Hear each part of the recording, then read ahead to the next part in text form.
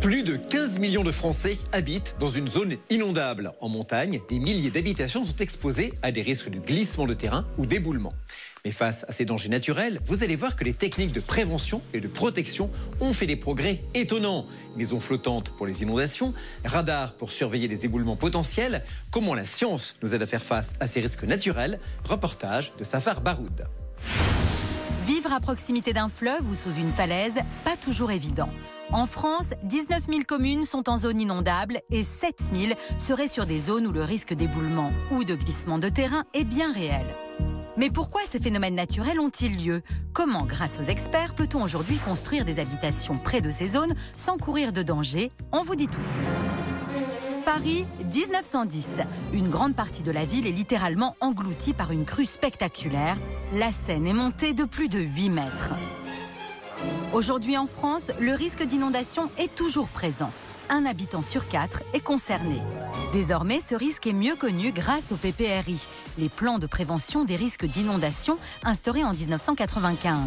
Ils comprennent des cartes des zones à risque et définissent les règles de constructibilité. Aujourd'hui, plus de la moitié des communes exposées en ont un, consultable en mairie ou sur Internet.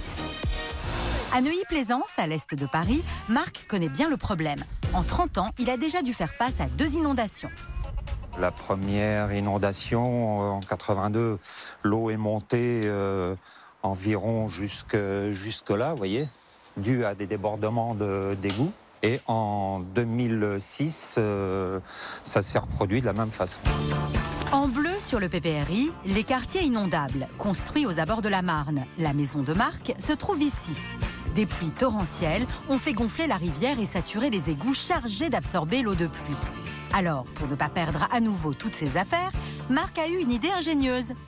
J'ai trouvé ce système, c'est-à-dire de fabriquer un bâtard d'eau avec cette tôle. Un bâtard d'eau, c'est tout simplement un barrage provisoire. Là, je positionne la tôle. Marc ajoute ensuite des cales et des écrous. Ça y est, le bâtard d'eau est en service. En 2013, lors de leur dernière inondation, ce système D astucieux a fonctionné. L'eau n'est pas rentrée dans son garage. Aujourd'hui, il est interdit de construire dans des zones à fort risque d'inondation. Et pourtant, la science a des solutions. Nous sommes à l'hippodrome de Maisons-Laffitte, dans les Yvelines, en bordure de Seine, donc en zone inondable. Ce bâtiment, qui abrite du matériel de sport, a l'air banal, et pourtant... La particularité de ce bâtiment, c'est que c'est un bâtiment amphibie qui se mettra à flotter lors des inondations. Et le secret se trouve sous le bâtiment. Les caissons que vous voyez ici, ce sont des blocs de polystyrène qui sont posés à même le sol. Et de cette façon-là, dès que l'eau montera, le bâtiment sera poussé. Pour mieux comprendre, regardez cette expérience. 2 maisons en carton ont été posées dans des récipients que l'on remplit d'eau. L'une est posée sur du polystyrène et l'autre non. Quand l'eau commence à monter, seule la première maison réussit à flotter grâce à sa bouée. C'est exactement de cette manière que le bâtiment de l'hippodrome peut flotter. Grâce à la poussée d'Archimède, un principe physique bien connu. L'eau, qui est plus lourde et plus dense que le bâtiment, va créer une pression et pousser la maison vers le haut. En France, seules 3 constructions de ce type existent. Parmi elles, la maison de Christophe, installée à Nelle-la-Vallée dans le Val d'Oise, il y a 5 ans. On est en zone inondable, potentiellement inondable. Donc il fallait trouver une technique de substitution de sol qui soit viable et qui soit conforme à la demande au permis de construire. Autre particularité de la maison de Christophe, elle est en bois et ne pèse que 62 tonnes contre 200 pour une maison traditionnelle. Elle flotte donc plus facilement. Les gens sont un peu surpris qu'on ait utilisé ce système qui est très peu utilisé en France. Et souvent, la question qu'ils nous posent, c'est est-ce que la maison pourrait bouger, etc. Et oui, pour être sûr que la maison ne va pas dériver pendant la crue, des colonnes de guidage ont été ancrées dans le sol. Ainsi, la maison redescendra et retrouvera sa place initiale sur la terre ferme. Mais en France, l'eau n'est pas le seul élément à se déchaîner. Regardez ces images impressionnantes tournées en février dernier à Gazost, près de Lourdes. Ce village a été dévasté par une coulée de boue. La route a été emportée sur plus de 120 mètres. Ce genre de phénomène n'est malheureusement pas isolé. En France, de nombreux mouvements de terrain sont régulièrement enregistrés, principalement dans les zones montagneuses. Depuis 1995, les PPR, plans de prévention des risques naturels, permettent de les identifier. Voici à quoi il ressemble. Sur cette carte, en jaune, figurent les risques de glissement de terrain. Et les triangles verts indiquent les zones de chute de pierre. Pour en trouver, direction Séchilienne, à 20 km au sud de Grenoble. Ce site est connu depuis des siècles pour ses éboulements impressionnants, comme on le voit sur cette vidéo de 2006.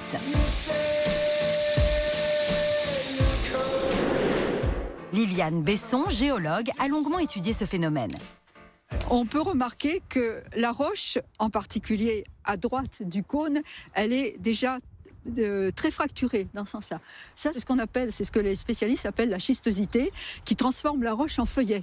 Ces crêtes de roche fléchissent légèrement et finissent par s'ébouler petit à petit. Cette roche, vieille de plus de 70 millions d'années, a été longuement rongée par la fonte des glaces et l'écoulement des eaux de pluie. Un phénomène qu'on appelle l'érosion. Avec le temps, elle s'est donc fendillée verticalement, un peu comme un millefeuille.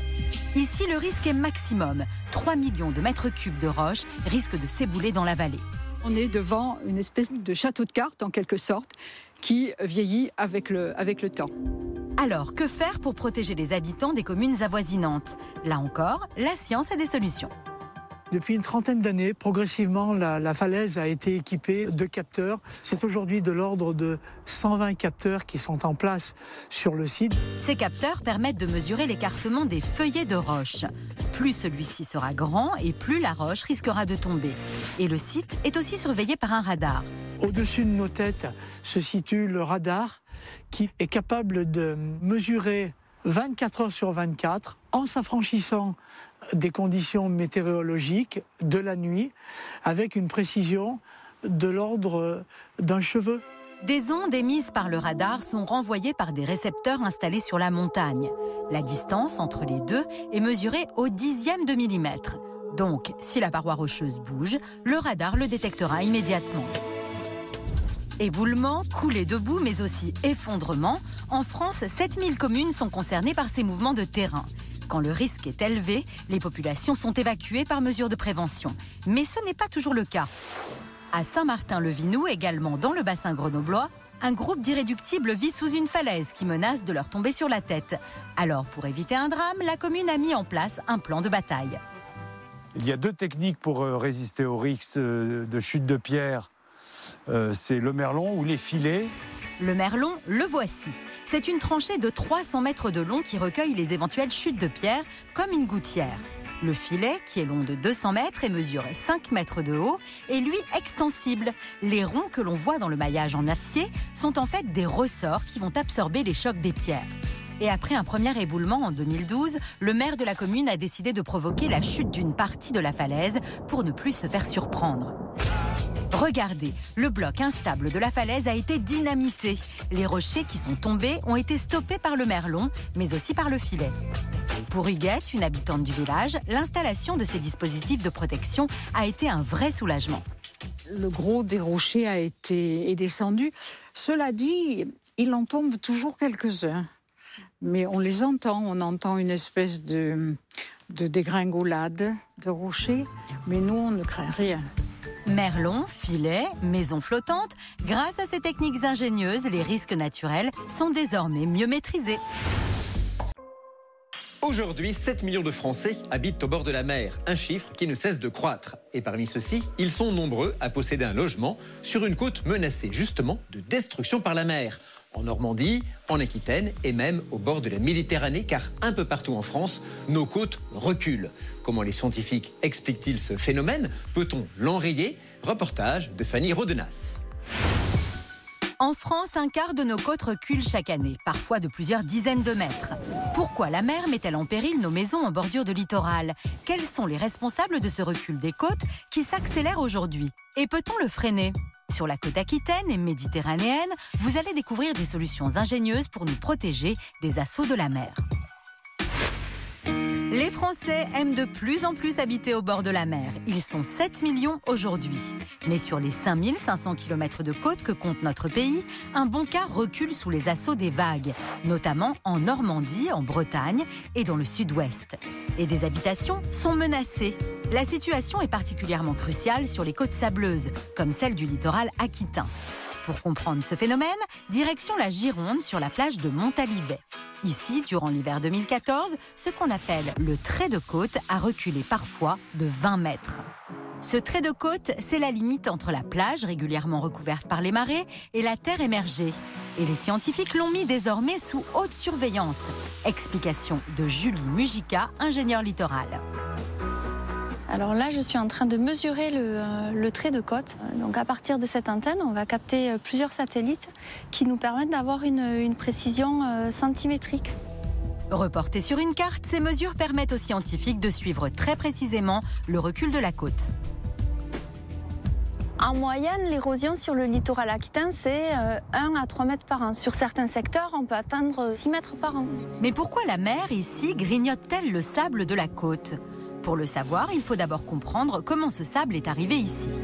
Il provient en fait des Pyrénées, d'où il est arraché depuis des centaines de milliers d'années par l'érosion du vent, de l'eau et surtout des immenses glaciers qui autrefois recouvraient ces montagnes.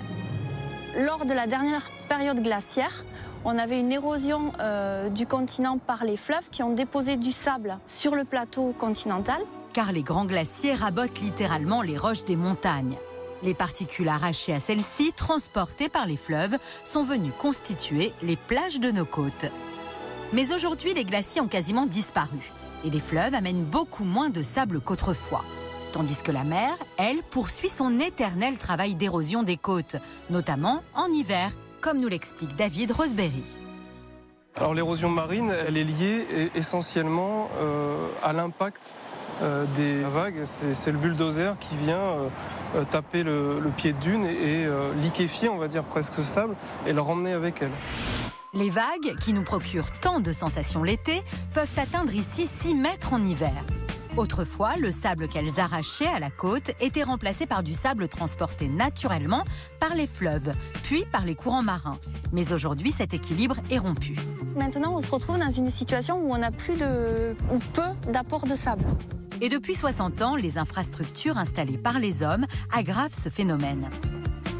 Avec les barrages qu'il peut y avoir sur les rivières, eh bien, on bloque le sédiment, le gravier, etc. en amont. Donc il y a beaucoup moins de choses qui arrivent à l'estuaire. Moins de glaciers dans les montagnes, plus de digues et de barrages sur les fleuves et les rivières. Voilà pourquoi les côtes reculent. Alors, y a-t-il des techniques pour enrayer ce phénomène ? À Soulac-sur-Mer, en Gironde, lors de la tempête de 2014, la côte a par endroits reculé de 30 mètres en 2 mois à peine. Regardez cet immeuble aujourd'hui évacué. Lors de sa construction en 1967, il était à plus de 200 mètres du rivage. Aujourd'hui, il est au bord du vide. Brice Petit habite depuis 6 ans au bord d'une dune à environ 6 km de là. Sa maison est à droite.